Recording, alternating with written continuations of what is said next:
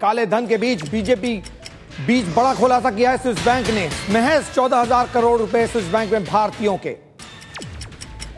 इस वक्त की बड़ी खबर, स्विस बैंक ने खुलासा किया है भारतीयों के सिर्फ 14,000 करोड़ ही हैं बैंक में जमा। अब तक ये बताया जाता रहा है कि इससे कहीं ज्यादा रकम जमा है, लेकिन 14,000 रुपए महज है स्विस बैंक में। स्विस बैंक ने कहा है कि इस समय बैंक में भारतीयों के करीब 14,000 करोड़ रुपए जमा है।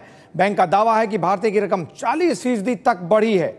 स्विस बैंक ने नहीं बताया कि बैंक में अकाउंट किस किस भारतीय के हैं, तो ये इसका खुलासा नहीं किया है। लेकिन स्विस बैंक का बड़ा खुलासा यह है कि भारतीयों के 14,000 करोड़ रुपए स्विस बैंक में जमा हैं।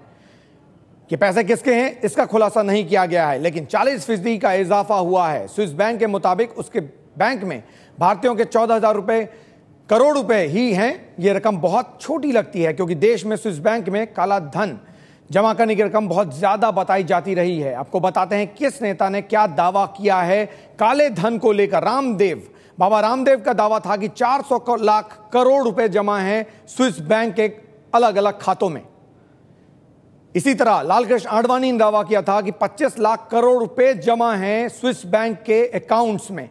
सुब्रमण्यम स्वामी, इनका दावा था 120 लाख करोड़ रुपए का, कि 120 लाख करोड़ से ज्यादा की रकम स्विस बैंक के खातों में भारतीयों के जमा हैं। 2006 में यूपीए सरकार ने श्वेत पत्र जारी किया जिसमें कहा गया 23,373 करोड़ रुपए जमा हैं स्विस बैंक के अलग अलग खातों में भारतीयों के, और 2010 में वो रकम 9,295 करोड़ कर दी गई जब श्वेत पत्र 2009-10 में जारी किया गया। तो ये अलग अलग दावे हैं रामदेव, आडवाणी, सुब्रमण्यम स्वामी और 2 श्वेत पत्र के। 400 लाख करोड़ से लेकर 2010 में जो श्वेत पत्र सरकार की तरफ जारी किया गया उसके अनुसार 9,295 करोड़ रुपए जमा थे। सुब्रमण्यम स्वामी बीजेपी नेता जुड़ गए हमारे साथ। डॉक्टर स्वामी, क्या कहेंगे? महज 14,000 करोड़ रुपए जमा हैं, ये कहना है स्विस बैंक का। ये तो कोई आश्चर्यजनक बात नहीं है। कुल मिलाकर के 120 लाख करोड़ रुपए विदेशों में जमा है 70 देशों में, और ये एक बैंक का एक देश का है, और इसीलिए इसमें कोई आश्चर्यजनक बात नहीं है। लेकिन जो बात स्विस बैंक ने कही है डॉक्टर स्वामी, उसके बाद लगता है कहीं ना कहीं एग्जैजरेशन किया गया, बढ़ा चढ़ा के रकम को बताया गया है, क्योंकि बैंक झूठ क्यों बोले? कौन कहता है एग्जैजरेशन है? आपको कैसा पता है ये एग्जैजरेशन? क्योंकि रकम बहुत कम है, जो दावा किया जा रहा था उससे रकम बहुत कम है। अरे मैंने कहा ना, एक बैंक की बात कर रहे हो। ये अच्छा। सारे 70 देशों में सीक्रेट बैंकिंग चलती है, और 70 देशों में कुल मिलाकर के 120 लाख करोड़ रुपए। आप कैसे कह सकते हैं सुब्रमण्यम स्वामी साहब? 1 लाख, क्योंकि मैं अर्थशास्त्री 120 लाख करोड़ रुपया है, आप किस आधार पर कह सकते हैं? आप कैसे आधार पर कहते हैं? जो हमने जो शोध किया है, हम लोग पढ़ने लिखने वाले हैं, हमें जर्नलिस्ट नहीं है कि जो मन में आई वही बोल देंगे। जर्नलिस्टो ने कोई दावा नहीं किया है, माफ कीजिएगा।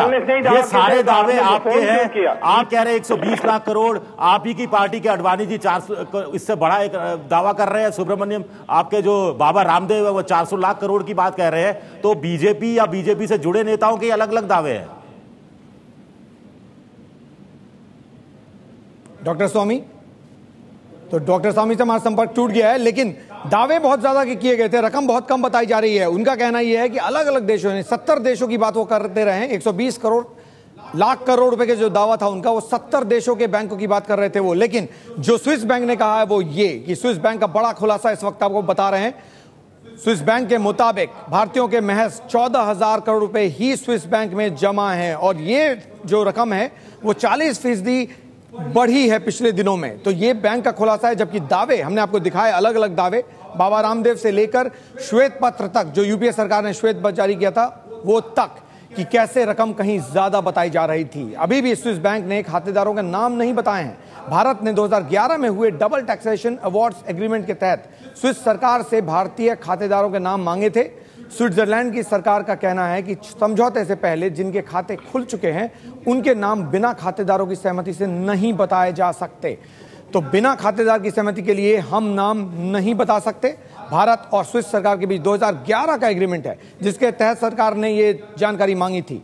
संधि से पहले जिनके खाते खुल चुके थे उनके नाम बिना खातेदारों की सहमति लिए बिना नहीं बताया जा सकता। ये बात स्विस बैंक ने कही है।